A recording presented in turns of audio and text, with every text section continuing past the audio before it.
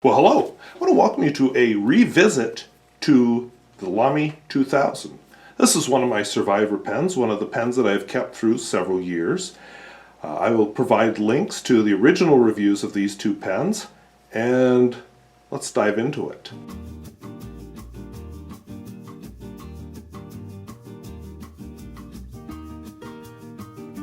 If videos like this interest you, where I talk about fountain pens, both new and old and at all price points, I'd invite you to subscribe. If you'd like to comment on the Lamy 2000 or your favorite everyday carry pen, please feel free to leave a comment down below. Let's dive into it. So what I have here, I have the broad and the fine. Otherwise, it's a fairly unremarkable pen, at first blush. But what you've got here, let's check this out. You have this Bauhaus school of design, which means form over function. That's a Lamy thing. So this very minimalist looking pen hides a piston filler. See, yep, there we go. If you didn't know the pen, you wouldn't even know it's there. It's so finely machined. Minimal decoration. Uncap it. Semi-hooded gold nib, but it's plated with palladium. I believe this is a stainless steel grip. Could be aluminum. I'll add that in the comment, I guess. Here, hard to see. This pen is almost empty, which is part of why I'm filming this now, but it's not totally empty yet. Not a generous ink window, but it does have one. One of the faults that people will talk about when they review this pen are these dog ears. What they do is they help the pen stay capped. I don't notice them when I hold the pen, but some people are bothered. And then here, if you ever need to, you can unscrew the section from the main body of the pen and give it a thorough cleaning, but be careful if you do that, because there's one or two really small parts in there that if you lose them, the pen is non-functional.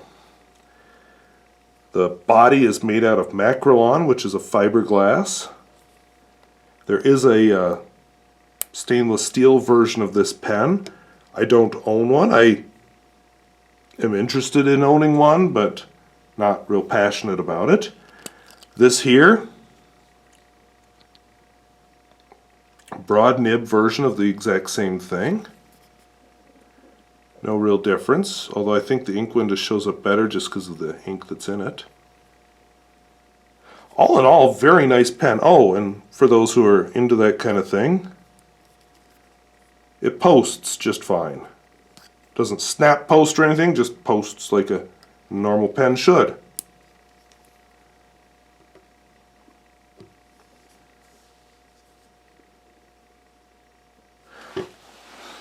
So that's enough of the features of the pen. Let's see how it writes.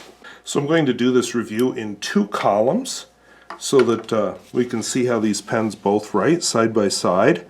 I'm going to do this somewhat differently in that I'm going to try to put them, I'm going to make it look like they're writing simultaneously, if I can pull that off through the magic of video editing, which I'm not sure, but we'll try. So first thing people always ask about is, and I just realized the microphone's been off this whole time, but I'm not restarting the whole thing, so we'll just start there. All right, we're now on the microphone. Yay. That was very ugly. All right, so hopefully you can see the sound quality improve as I switch to the microphone. Anyway, first thing people ask about is flex. Well, these are not flex pens. You flex them, you will destroy the nib. But there is a bit of a stub-like character to this nib, which I like quite a lot. I think you can see that even the fine has that same stub-like character. Let's try out wetness and flow. Spoiler alert, kind of wet.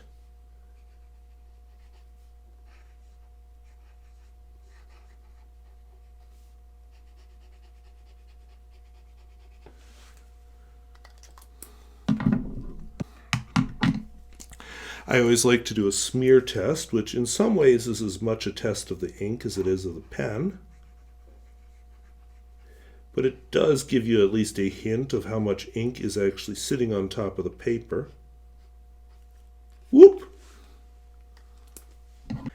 And people always ask about reverse writing. Due to confines of space, I'll just write the word reverse. I would call that a slightly dry, interesting sort of normal broad.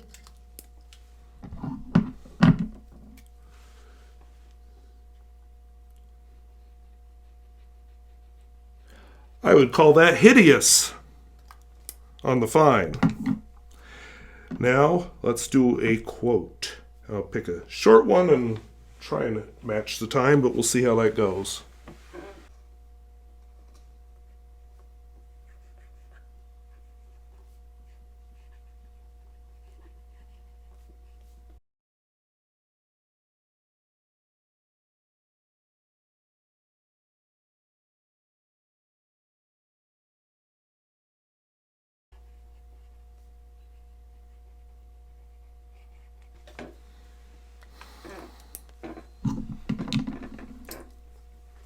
So I will leave it to you to discern any connection between those two quotes. So what are my feelings about the Lamy 2000? Well, I think I mentioned at the beginning of this video that the Fine is a pen that I write with every day during the winter. This pen has not been cleaned out since probably August of 2017, and it is now May 2018. I just keep refilling it with Lamy Black. I like this pen a lot. It's comfortable, and my test of a daily writer pen, a pen I'm going to use all the time, isn't how dramatic the writing is, isn't how pretty it is. Am I thinking about this pen while I'm writing? The answer in this case is no. I just think about the words and they come out and whoa, there they are on the page, and I'm not thinking about the pen at all. That is a daily writer pen. That's a pen I can use all the time. The broad isn't quite like that, but I don't think the purpose of a broad nib would be the same. The broad is better at showing off a more interesting ink. It's good for making a bold statement. It's good for the purpose that I will be using it for, which is writing graduation letters. I talk about, oh, thank you for being in my class. I have this little memory of you and whatever. That's what that pen is good for. So would I buy these pens if something happened to them? Oh, hell yeah. In fact, it crosses my mind every so often to buy one. They came out with a special edition in honor of, I forget what anniversary that was. They called it Black Amber. As far as I could tell from the pictures, it had some kind of coating on it and didn't look that different from the stainless steel version of the pen, so I couldn't get excited about it and didn't buy one. But what I have been thinking about a lot is getting myself one of the stainless steel version. Now you don't have the ink windows on it, but it's a nice pen. I don't know that I'll get a medium, so I have something between these two. I'm looking at doing something more exotic, like they have some obliques. I may go that route with it if I buy one. But yeah, love this pen. I love the simple design. This pen, if it's laying out, nobody's going to look and say, oh, nice pen you got there. They're just going to see it, and they're going to see a regular marker or a regular cheap old felt tip, unless they look closely and realize the quality of the work that's behind this pen. I've heard some complaints about a sweet spot on this nib. Okay, I'll grant you that one.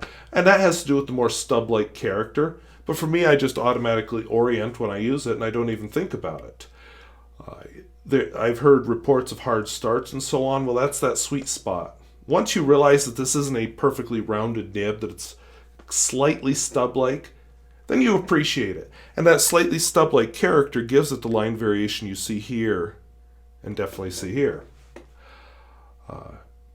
As a new feature, I'm doing a preview, I guess you could call it, of the pen on Instagram, and I'm going to put some close-ups. I'll put photographs of this and close-ups of the nib and so on, so that you can better, I don't like that phrasing, grammar sounds bad. Anyway, so that you can better appreciate the quality of the pen. So I thank you for watching. We'll see you later. Bye-bye.